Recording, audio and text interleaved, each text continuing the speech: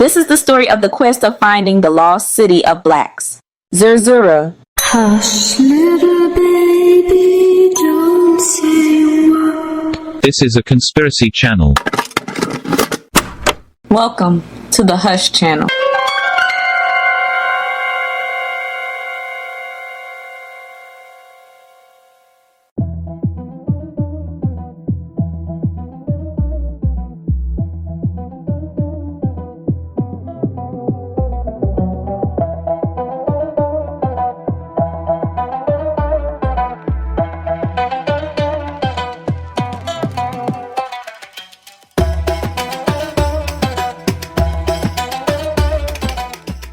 In the year 700 AD, an astrologer by the name of Musa ibn Nasr is said to have set out on a 7-day camel journey south of Siwa, deep into the Libyan desert, where he came upon a place unfamiliar to him, a hidden city enclosed by iron gates. Siwa itself was no ordinary starting point, but an isolated oasis long associated with prophecy and divine consultation, known in antiquity for the Oracle of Amun, where figures such as Alexander the Great once traveled seeking answers. From this already sacred and mysterious location, the astrologer ventured further into the unknown and reportedly encountered a city within an oasis, where all the architecture was purely white from top to bottom. Upon his arrival, he observed white birds perched along the high walls that both guarded and concealed the city, and at its entrance stood tall black giants on guard. Figures described without explanation, unmoving and silent, leaving behind no clear indication of whether they were men, statues, or something else entirely. Strikingly, while later accounts would describe the inhabitants of the city as fair-skinned and light-featured, the only figures consistently described as dark were these towering guardians at the gate. The remainder of the astrologer's account was lost in the sands of the Sahara, leaving only fragments of what may be one of the earliest recorded mentions of a hidden desert city. But you see, over 1300 years ago, there was said to be a town in the desert, an oasis that no man has definitively charted to this day. Whether this was merely the tale of an unusual traveler or a preserved memory of something real remains uncertain. By around AD 1246, a more grounded reference appeared, describing an abandoned village called Zerzura. Then, in the 15th century, an unknown Arabic author compiled a manuscript known as the Kitab al-Kunuz, or Book of Hidden Treasures, a work rooted in the traditions of medieval Egyptian treasure hunting and esoteric knowledge. During this period, such texts were not purely fictional but were actively used by treasure seekers, blending inherited folklore, magical instruction, and practical guidance for locating hidden wealth believed to be left behind by ancient civilizations. Within this manuscript, Zerzura is described as a white-walled city hidden deep in the Sahara, sealed behind a door marked with the carving of a bird. The text instructs that the key to the city can be found within the beak of that bird, and that inside lie immense riches, along with a sleeping king and queen who must not be disturbed, a motif that appears across multiple traditions, often symbolizing a civilization suspended in time, protected, hidden, or awaiting rediscovery. The name Zerzura itself is believed to carry connotations related to small birds or starlings, which is why it has also been referred to as the oasis of little birds, aligning with the repeated imagery of birds guarding or marking the city. Descriptions consistently portray it as a place white as a dove, hidden somewhere west of the Nile, most often placed between Egypt and Libya. Some later traditions expand further, describing Zerzura not as a single city, but as part of a system of 3 hidden valleys, each containing its own oasis, treasure, and remnants of a concealed civilization. This detail becomes particularly significant when considered alongside the geography of the Libyan desert, where regions such as the Gulf Khaber contain multiple isolated wadis, deep valleys capable of hiding entire ecosystems from view, effectively shielding them from travelers unless approached from very specific directions.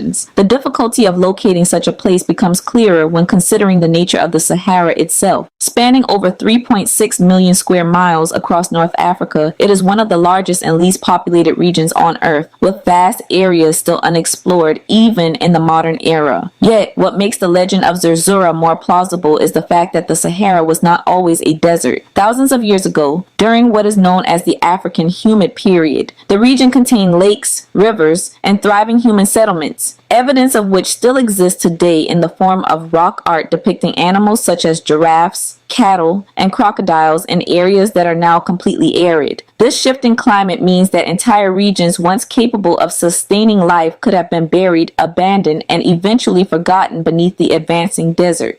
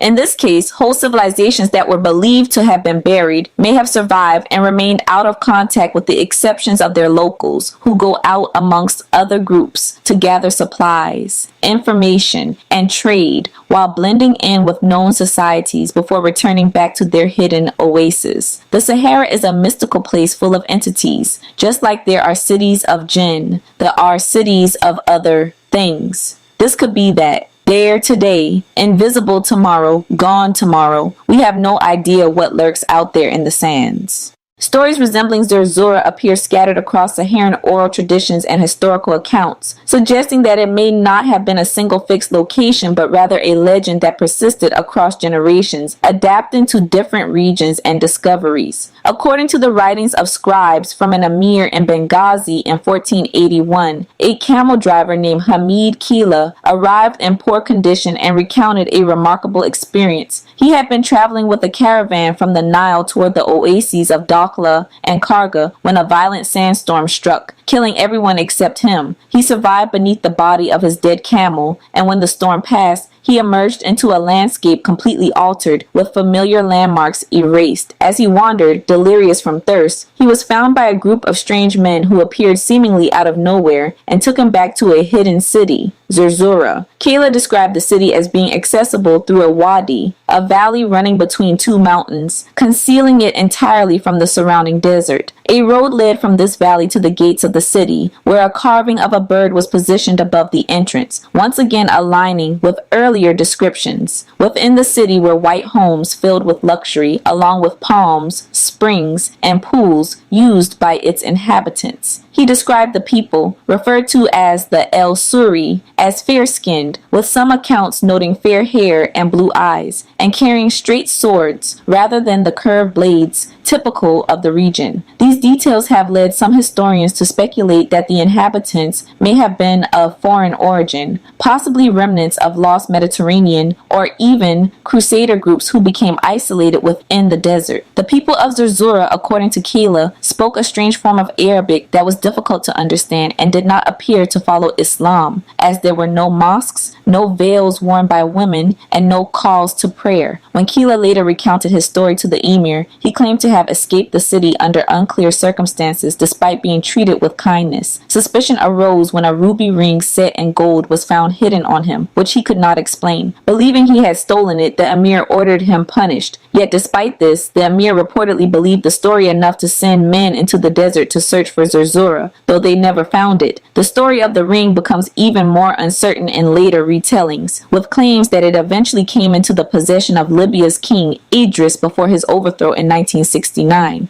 The Kitab al-Kanuz, roughly translating to the Book of Hidden Pearls or the Book of Hidden Treasures, is a collection of mystic parables said to list over 400 sites in Egypt believed to hold hidden treasures, while also detailing the spells and incantations thought to ward off the spirits said to guard them. It is sometimes referred to interchangeably as the Book of Hidden Pearls, and is described as a lost medieval Arabic manuscript from the 15th century with an unknown author, widely regarded as a kind of treasure hunter's guide rather than a purely literary work. The Kitab al-Kanuz belongs to a broader category of medieval Arabic treasure literature that combined folklore, alchemy, and practical instruction, and texts like it were often used by real treasure seekers who believed these locations and methods could lead to tangible discoveries. An English newspaper published in Cairo, Egypt, known as the Egyptian Gazette, once printed a purported translation of a fragment of the Kitab al-Kanuz in 1904 relating to the Sphinx of Giza, which stated the following: "Go to the Sphinx and measure from its face southeast 12 Malachi cubits, that is to say, each a cubit and a half of the greatest cubit. Search there and you will find 2 mastabas of stone and stones scattered around them. Dig between the 2 mastabas about a man's height, and you will find a plate, flagstone. Clear it from sand well, and raise it and pass to the door, which is the door of the Great Pyramid. Cross the threshold of the door and beware of the wells on the right and left, which are closed wells. Pass straight on and take no notice of the wells, and you will find in the front of the wall a great stone. Open it and pass on, and you will see many cells on the right and left, and before your face a great cell with the king of the former kings of Egypt, and kings with him and his son around him, wearing their kingly robes adorned with gold and silver, and you will see their treasures and their emeralds and pearls and ornaments of gold and silver." The level of detail in these instructions, including measurements, landmarks, and sequential actions, suggests the text was intended to be followed in real-world conditions, reinforcing its role as a practical guide rather than a purely symbolic or fictional narrative. The book itself was later accounted for by Royal Geographical Society member E. A. Johnson Pasha in 1930, who stated that he had possessed the manuscript for many years. However, the text has since disappeared, and its current whereabouts and even its continued existence remain unknown. Within its contents is the mention of the Zerzura oasis. According to the Kitab al-Kanuz, the road to Zerzura lies east of a place referred to as the Fort al-Sura near Deir al-Kalamun in the oasis of Dakhla, though the exact identification of this location remains debated among researchers. The term al-Suri in this context has been interpreted to mean walled fort. The text continues by describing a route from this fort that passes through palms, vineyards, and wells of running water, a description that contrasts sharply with the surrounding desert and suggests the presence of a concealed fertile corridor hidden within the Sahara rather than open terrain. This area is theoretically located within or near the Dakhla oasis, with claims that traveling westward from this region leads toward another oasis where the city of Zerzura lies, its entrance marked by a closed door. According to Johnson Pasha, who actively sought to locate Zerzura when he traveled to Dakhla between the years 1885 and 1886, the local inhabitants spoke frequently of a place they referred to as the Oasis of Blacks, which they considered to be a separate location from Zerzura. This so-called city of blacks, according to the people of Dakhla, had been a source of conflict, and they recounted that a man named Mamaluk Bey had been sent to stop raids attributed to its inhabitants by poisoning the water supply they depended on. However, it is possible that the city of blacks in Zerzura, the white architectural city guarded by black giants, may in fact be references to the same place, or to overlapping traditions describing a similar hidden location. This raises the possibility that the city of blacks, described in Dakhla traditions, may be connected to earlier accounts of a white city guarded by black figures, suggesting overlapping or evolving descriptions of the same place. This possibility becomes more compelling when considering Hamid Kila's account from the 15th century, which describes a hidden oasis city rich in resources and somewhat isolated from surrounding populations. In some retellings, Zerzura is also described as a place that is difficult to relocate or that seems to disappear, further complicating efforts to identify it as a fixed geographic location. It is also worth noting that Dakhla is located in North Africa, a region that, over time, became part of the broader Arabic-speaking world following the expansion of Islam after the 7th century. Historical processes of migration, cultural exchange, and conquest reshaped the demographic and linguistic landscape of the region. As a result, distinctions made in historical accounts, such as referring to a place as the city of blacks, likely reflect how different groups perceived one another at the time rather than fixed or objective classifications, and should be understood within the historical context in which they were recorded. The people of Dakhla also stated that a man who had once been lost in the desert had survived by reaching Zerzura, but later died in Dakhla approximately 8 to 10 years prior to Johnson Pasha's arrival, adding yet another account to the growing body of anecdotal evidence surrounding the city. Johnson Pasha further noted that he knew of a geologist who had been searching nearby hills for limonite in an area where Zerzura was rumored to lie. During this search, the geologist reportedly encountered a number of unusual findings within an ancient mining site, including large quantities of quartz, areas covered in pyrite, and formations containing lumps of carbon. In addition to these materials, the geologist described seeing lines and markings connecting prominent hilltops, as well as stones arranged across flat terrain from one hill to another. However, he was unable to determine the purpose of these formations, leaving open the possibility that they were either natural, remnants of ancient activity, or part of something not yet understood. The first European reference to Zerzura is in an 1835 account by the English traveler, writer, pioneer, and Egyptologist John Gardner Wilkinson, who is dubbed the father of British Egyptology. Wilkinson took an interest in Zerzura due to a report by an Arab man who claimed to stumble upon the oasis while searching for a lost camel. To put things into perspective, during this time it was not uncommon for people to stumble upon unfamiliar or even hidden and secret oases in the Saharan desert when camels went astray and their owners sought after them. However, Zerzura caught Wilkinson's attention because unlike all the other unknown oases found in this particular man's report, Wilkinson concluded that Zerzura was the only one that other explorers had still yet to find. According to the report, Zerzura was located 5 days of travel west of Farafra and Bahariya. Farafra is in western Egypt, approximately midway between the Dakhla and Bahariya oasis. Farafra itself is known for its white desert known as Sahara el-Beida, which has rocks colored from snow white to cream, with massive chalk rock penis-shaped rocks that are supposedly formed from occasional sandstorms or, as some believe, jinn. 5 days travel in the western direction would place Zerzura within or near the eastern boundary of the Great Sand Sea. The Great Sand Sea has an area of almost 50,000 square miles and is a sand desert inside of the Sahara Desert, located between western Egypt and eastern Libya in North Africa.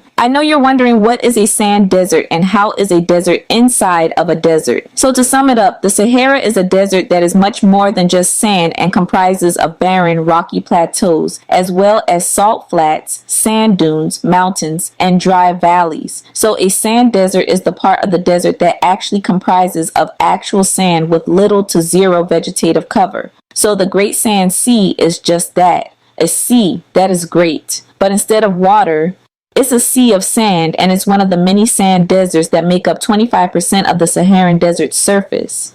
At the time, vast portions of the Sahara, especially regions like the Great Sand Sea, remained largely unmapped and poorly understood by Europeans, with no reliable charts, shifting dunes that erased routes, and landscapes so uniform that even experienced travelers could lose all sense of direction within hours. The dunes themselves were not stationary, but constantly reshaped by wind, meaning that paths taken one day could vanish the next. Travelers relied heavily on memory, stars, and guides, and even then, many became disoriented, walking in circles without realizing it until their supplies ran out. Sandstorms could rise suddenly, reducing visibility to almost nothing, burying tracks, and leaving travelers completely turned around with no reference points to recover their direction. In an environment like this, a hidden oasis, especially one located within valleys or behind dune barriers, could exist for generations without being rediscovered, particularly if its location depended on precise routes that could disappear with a single storm. With that in mind, the Great Sand Sea sits along the border of Egypt and Libya. According to the report, Zerzura was within or near the eastern boundary of the Great Sand Sea. At the time, the Great Sand Sea was known to Europeans since the time of the ancient Greek writer, geographer, and historian Herodotus, who explored the area sometime after 454 AD. However, the vastness and the interior of the Great Sand Sea was considered a great unknown to colonizers prior to 1874. During this period, much of the Sahara remained known only through fragmented reports, oral accounts, and isolated expeditions, meaning that even widely discussed locations could remain unverified for decades or longer. The problem is, 1835 is when Wilkinson began his search for Zerzura. It wouldn't be until 39 years later that the German explorer Gerhard Rolfs would officially scout out at least some of the interior of the Great Sand Sea to make the area navigable for those who were not indigenous to the area, such as the Arabs and Europeans, who at the time were swarming in increasingly every era after the 15th century for the Europeans, and every era after the death of the Prophet Muhammad in the 7th century for the Arabs, when the trans-Saharan slave trade by the Arabs began and continues to this day in some places. With the interior of the Great Sand Sea being such an uncharted territory at the time, Wilkinson penetrated the eastern edge of the Great Sand Sea and came to a standstill when attempting to penetrate further into the Great Sand Sea's interior due to great dunes extending from north to south inside of the Great Sands. This caused Wilkinson to follow the hardened areas of land between the dunes, which led north, where he eventually reached the Siwa Oasis in northwestern Egypt, where Wilkinson marked a place he named Regenfeld because of the chance there was going to be rainstorm. This is where Wilkinson left a cairn, or a pile of stones, to guide future explorers. However, decades would pass before any ventured to the area again. Like earlier accounts, Wilkinson's search would end not with confirmation, but with proximity, reaching the edges of where Zerzura was said to exist, but never crossing into it. From 1909 to 1911, W.J. Harding King, a British explorer and desert traveler known for his expeditions into the Libyan desert, made several journeys along an old trade road that ran southwest from Dakhla in search of Zerzura, while keeping a keen eye out for watering points along its length, since it was said that Zerzura was an abandoned city with palm and olive groves. After seeing a flight of small birds enter Dakhla from the southwest and finding freshly eaten olives in their stomachs, Harding King became convinced he would find the lost olive oasis southwest of Dakhla he had noticed the small birds coming from. In turn, Harding King retraced 200 miles of the old trade route, but found no abandoned desert city. This approach was not without logic, as birds in desert environments often travel between water sources and vegetation, making them one of the few natural indicators of hidden oases in otherwise barren terrain. Despite following this ecological clue, however, the oasis he sought remained out of reach. 6 years later, director of the Egypt Survey Department, John Ball, a British geologist and government official responsible for mapping and surveying Egypt's desert regions, used Dakhla as a base for his initial attempt to find the lost oasis of Zerzura. Traveling by car, Ball advanced about 515 miles west from Dakhla, bordering the southernmost borders of the Great Sand Sea. About 100 miles from Dakhla is where Ball found a clay collection of jars, suggesting prior human presence or movement through the area, however, just like those before him. Ball did not find Zerzura. Between the years 1921 and 1924, Lieutenant Colonel N.B. Delancey IV, a British military officer and desert explorer with experience navigating the Libyan desert, made several journeys via camel into the Great Sands and methodically marked his routes with thin palm branches and placed in conspicuous positions about every 100 yards to a mile apart in order to prevent getting lost in the dunes. This method highlights the extreme difficulty of navigation within the Great Sand Sea, where shifting dunes can erase tracks entirely and leave travelers without any reliable reference points. After careful observation of the dunes and their movements, Lieutenant Colonel Ford found important evidence of Stone Age habitation within the sands when he uncovered flint implements. Flint is hard gray rock, which can be used to start fires, and in ancient times, flint implements were used to form tools and weapons, which is why Lieutenant Colonel Ford also found remains of ancient campfires and fragments of petrified ostrich and oyster shells, which were most likely used for eating and construction of tools and dwellings. These findings also provided evidence of climatic changes that had occurred over several millennia, reinforcing the idea that regions of the Sahara were once capable of sustaining life and human activity. Despite this revelation, however, Lieutenant Colonel Forth did not find the lost oasis city of Zerzura. Despite different methods, technologies, and routes, each expedition ended the same way: evidence of life, traces of the past, but no Zerzura. In 1923, Ahmed Mohammed Hassanein Bey, an Egyptian explorer, diplomat, and Oxford-educated scholar who would later serve as a royal advisor and chamberlain to King Farouk of Egypt, combined his Oxford education and heartfelt loyalty to the customs and beliefs of indigenous and ancient Egypt and made the first breakthrough in Libyan desert exploration. Traveling by camel and with a few comrades, Hassanein Bey used his alliance with the Sanusi Sufi Brotherhood, a powerful Islamic order that held influence across much of the Libyan desert, and their influence to travel through territories while providing himself safe passage from the Mediterranean coast into the great unknown of the Libyan desert in his journey to find Zerzura. Early January 1st, 1923, Hassanein Bey left the Mediterranean coast and followed caravan routes through the oases of Siwa, Jogbub, and Jalo before reaching the Kufra Oasis on April 1st, 1923, and picking up and heading south of Kufra on April 18th. In the early hours of April 24th, the group was having a hard time crossing the high, steeped sand dunes when, quote, suddenly mountains rose before us like medieval castles half hidden in the mist. Hassanein let the caravan move forward while he sat for half an hour atop a dune, taking in and observing the scene. The site before him ended up being the lost mountain oasis of Arkenu and Uwainat, which, unlike the artesian-fed oases scattered across the rest of the desert, Arkenu and Uwainat, among the highest and most isolated mountain massives in the Libyan desert, rise abruptly out of otherwise flat, dune-dominated terrain along the remote border region where Libya, Egypt, and Sudan meet. These formations are not typical oases surrounded by palms alone, but rugged, rocky highlands reaching elevations of over 6,000 feet,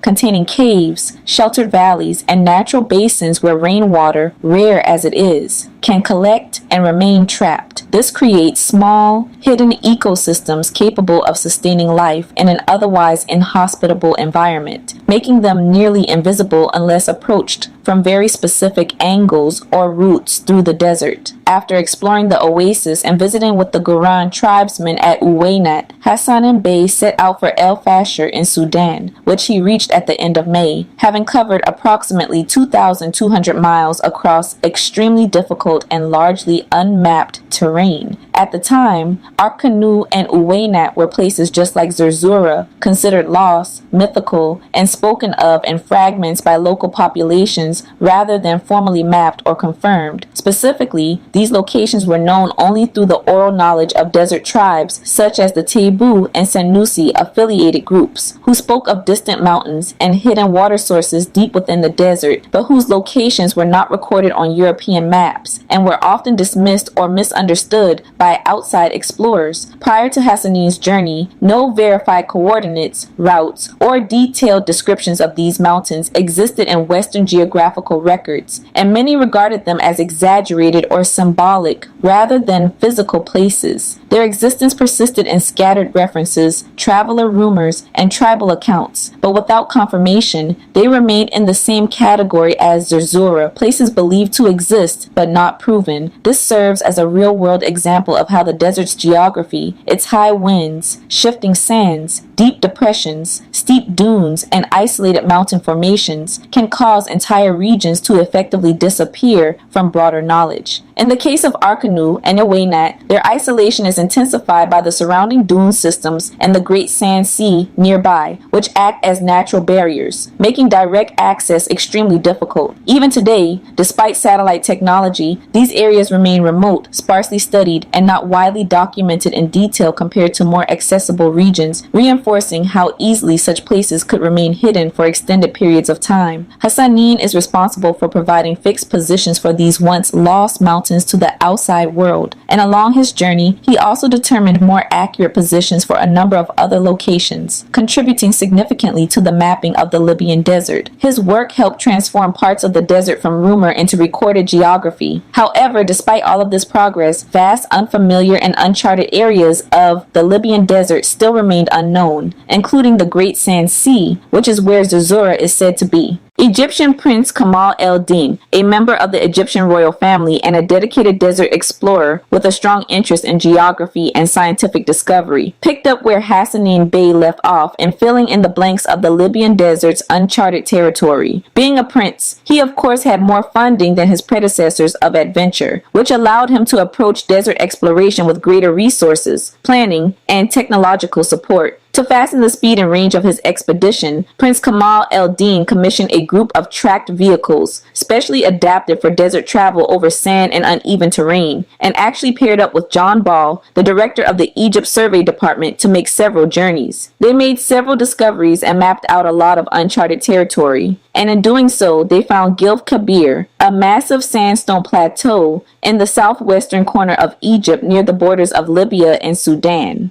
Gilf Kabir spans roughly 3,000 to 5,000 square miles, making it comparable in size to a small country, and is characterized by sheer cliffs rising hundreds of feet above the surrounding desert, effectively isolating it from the outside. The plateau is divided into two main massifs, known today as the Abu Ras Plateau and the Kamal el-Din Plateau, and contains deep wadis, cave systems, and evidence of ancient human habitation, including prehistoric rock art depicting animals and people from a time when the region was far more fertile. This plateau sits between the Great Sand Sea and Uweinat, which itself had only recently been confirmed by Hassanin Bey as a real location rather than legend. Gilf Kabir, like Uweinat before it, had existed in fragments of reports and scattered references, but had not been formally mapped or confirmed by modern exploration. Its sheer isolation, surrounded by vast dune systems and difficult terrain, made it effectively invisible to those not traveling very specific routes. In this sense,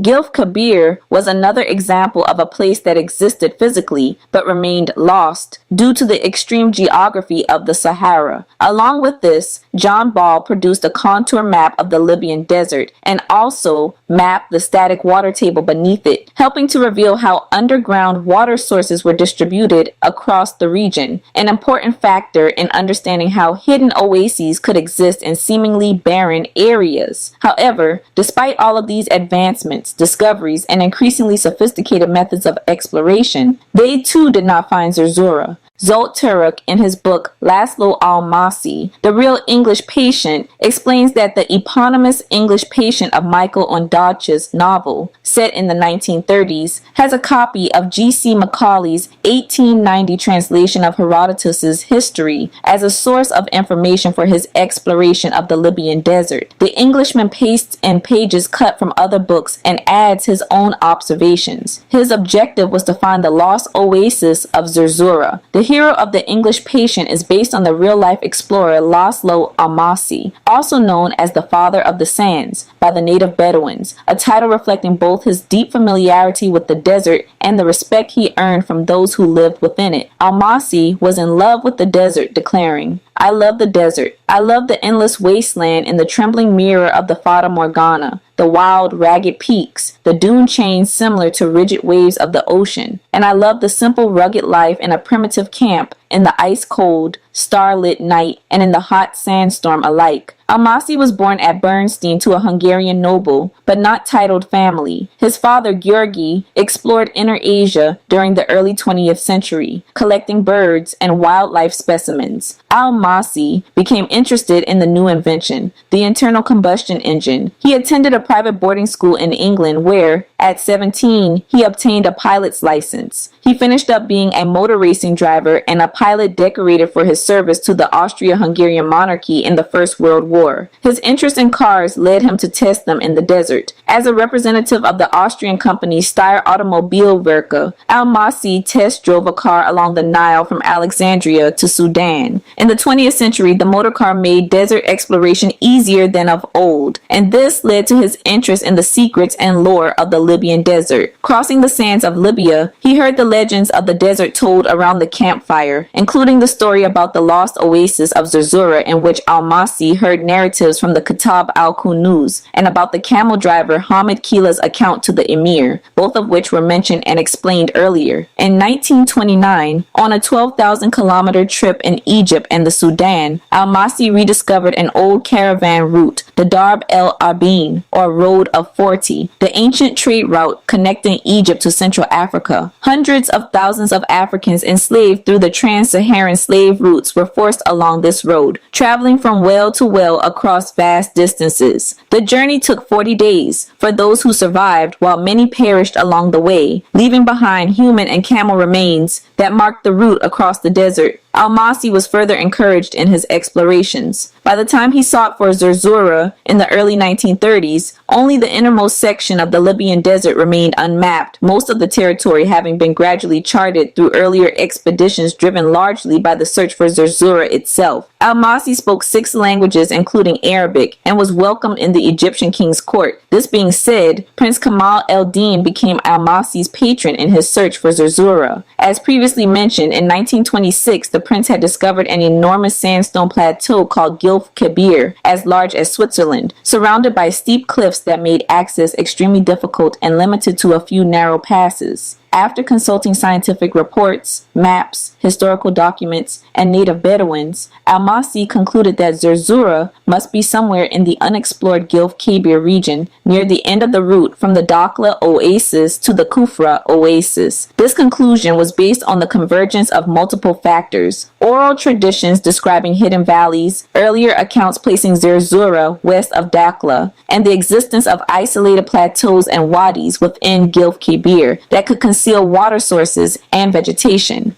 With the exception of the Kufra Oases on its extreme western side, practically the whole Libyan desert to the south and west of Dakhla was unknown and labeled on most maps as impassable dunes, representing at the time one of the largest remaining areas of unexplored land in the world. What made this region particularly difficult was not just its size, but the nature of its terrain. The dunes were composed of soft, shifting sand that even camels struggled to cross, creating natural barriers that could isolate entire regions for centuries. Almasi's expedition did not set out until March 1933, along with Penderel and other experts. They discovered the Aqaba Pass, a narrow passage cutting through the cliffs of the plateau, which provided one of the few viable entry points into the Gilf Kebir region. Almasi led his expedition to the western side of the Gilf, where he discovered Wadi Tal, a large valley containing vegetation and signs of water retention. Some explorers and interpretations have associated valleys like Wadi Tal with elements of the Zerzura legend, particularly the idea of multiple hidden valleys containing life within an otherwise barren desert. However, while these discoveries aligned with aspects of the legend, Zerzura itself as a defined city was not conclusively identified. Prehistoric rock painting sites were found in the Uwainat and Gilf Kebir region at Ain Dua, Karkor Tal, and Wadi Sora, south of the Gilf, near the present-day intersection of Egypt, Libya, and Sudan. The pictures showed antelopes, giraffes, and even swimmers, which convinced Almasi that the Sahara had not always been a desert, but had once contained lakes or bodies of water capable of sustaining human life. The rock paintings were a scientific sensation and, perhaps, the most important result of Almasi's work. Almasi later led more desert expeditions in which he explored and surveyed the Gilf Kebir, the Great Sand Sea, and the Wadi Hawar in Sudan. In 1942, Almasi served as a desert expert for the Axis and led secret missions, including Operation Salam, when he transported 2 German spies from Libya to Asyut across the desert. Germany needed desert experts during the war, and because Almasi's reputation had spread with the publication of his book The Unknown Sahara, he served as a Hungarian officer attached to Rommel's Africa Corps. He made maps, wrote desert manuals, and supported reconnaissance operations. After World War II, he was tried by the People's Court in Budapest and released due to lack of evidence. In 1947, Almasi fled Hungary and returned to Egypt with British assistance. He intended to continue his explorations and search for the lost army of the Persian king Cambyses, which Herodotus had written about, an army said to have vanished into the sands of the Great Sand Sea in the 5th century BCE. Unfortunately, in 1951, Almasi died of dysentery in Salzburg, just as he had been nominated director of the Desert Institute of Cairo. His untimely death brought an end to his explorations, but he left behind a legacy of mapping, discovery, and the uncovering of regions once believed to be purely mythical. Among this exploratory work, he might well have been an extremely clever double agent.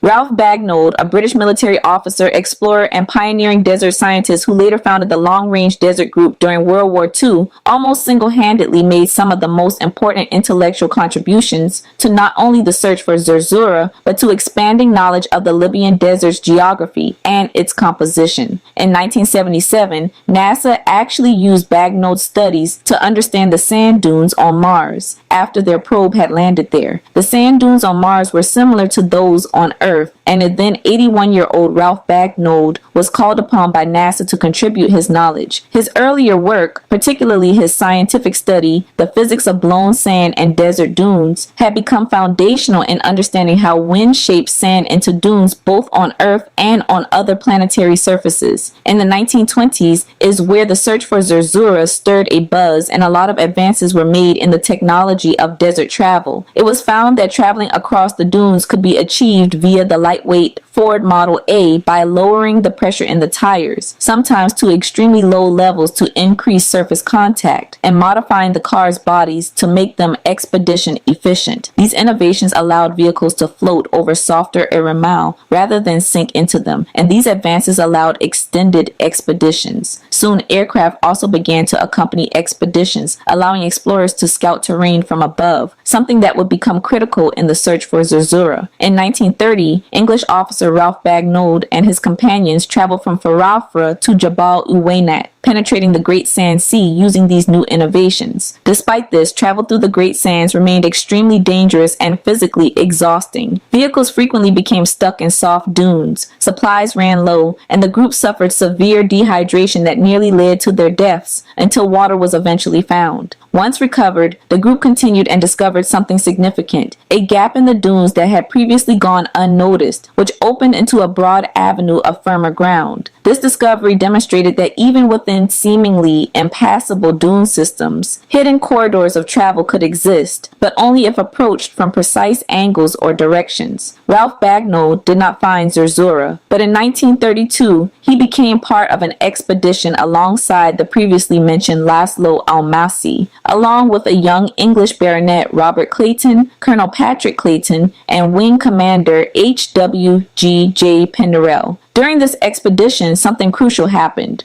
Through aerial reconnaissance, they sighted 2 green valleys within the previously lost and uncharted Gilf Kabir Plateau. These green valleys were not cities but large wadis, dry river valleys that, due to their depth and structure, were capable of trapping moisture, supporting vegetation and sustaining life in isolated pockets within the desert. From the air, these valleys appeared as patches of green against the otherwise barren plateau, making them stand out dramatically and aligning closely with earlier descriptions of hidden oases. Attempts to reach these 2 valleys within Gilf Kabir initially failed due to the plateau's steep cliffs, limited access points, and the difficulty of navigating the surrounding dunes. However, the aerial sighting itself created a frenzy among explorers, as it provided visual confirmation that hidden fertile regions did in fact exist within areas previously thought to be completely barren. In early 1933, 2 separate expeditions returned to Gilf Kabir, using both ground navigation and aerial guidance, and during these efforts,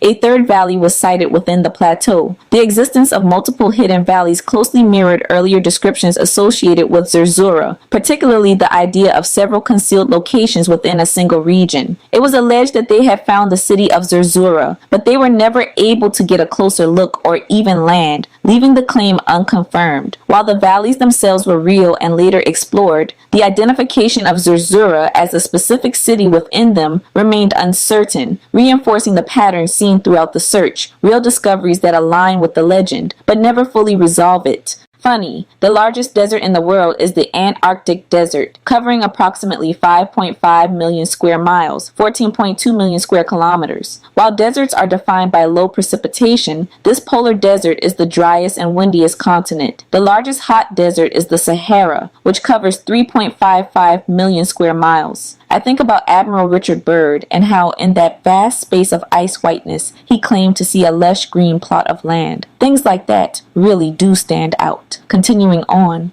Robert Clayton, a British explorer and member of the Egyptian Desert Survey with extensive experience in desert navigation and reconnaissance, was also part of Bagnold's expedition team and played a direct role in the continued search for Zerzura. This 1933 British newspaper states the following in recognition of Robert Clayton, a member of Bagnold's expedition team. City of the Blacks found by British explorer, what is reputed to be the lost oasis of Zerzura with its legendary City of the Blacks, eluded so many explorers in the heart of the Libyan desert, has been visited for the first time by Mr. P.A. Clayton of the Egyptian Desert Survey after an adventurous journey through the Great Sand Sea some hundreds of miles westward from the Nile Valley. Taking an entirely new and unexplored route from Ain Dala, a desert well located west of Farafra Oasis and roughly 200 miles from the Nile Valley, Mr. Clayton came upon two large valleys covered for miles with trees and vegetation, an extremely unusual sight in such an arid environment. On all sides, these valleys were surrounded by inhospitable desert, effectively isolating them from the surrounding terrain. May last year, he had photographed from the air this mysterious oasis believed to be that of Zerzura. This aerial observation was part of a growing reliance on aircraft during desert expeditions, which allowed explorers to identify features such as hidden valleys and vegetation that were nearly impossible to detect from ground level. From air, he was then a member of the expedition which went in search of the long-lost oasis organized by Count Almasi and the late Sir Robert Clayton, but they returned without having been able to explore from the land the secrets of the desert which had been revealed from the air. This highlights a recurring limitation in these expeditions. Features could be seen from above, but reaching them on foot or by vehicle was often prevented by cliffs, dunes, or lack of accessible routes. So far, no trace of water or human habitation has been found except old tracks of grazing camels. The vegetation in the oasis is similar to the special type of flora occasionally found in the Egyptian deserts, where certain plants and trees are able to survive despite extreme aridity. These plants develop extremely long root systems that extend deep underground or across great distances in search of moisture, often tapping into hidden or ancient water reserves rather than surface rainfall. Mr. Clayton has had extensive experience of desert travel. 2 years ago, he received from the Egyptian government the meritorious gold medal for his gallant work in the rescue of refugees who had escaped from Kufra and fled into the Libyan desert, demonstrating both his navigation skill and survival expertise in one of the harshest environments on Earth. To date, however, Zerzura has yet to be found and remains a desert mystery. What remains clear is that the Sahara is not as fully known as it may appear on modern maps. Its vastness, combined with its shifting geography and history of environmental change, has allowed entire regions to remain concealed for centuries. In this context, the legend of Zerzura persists not as a dismissed myth, but as a question still left open, one rooted in real landscapes, real discoveries, and the enduring possibility that something remains just beyond reach.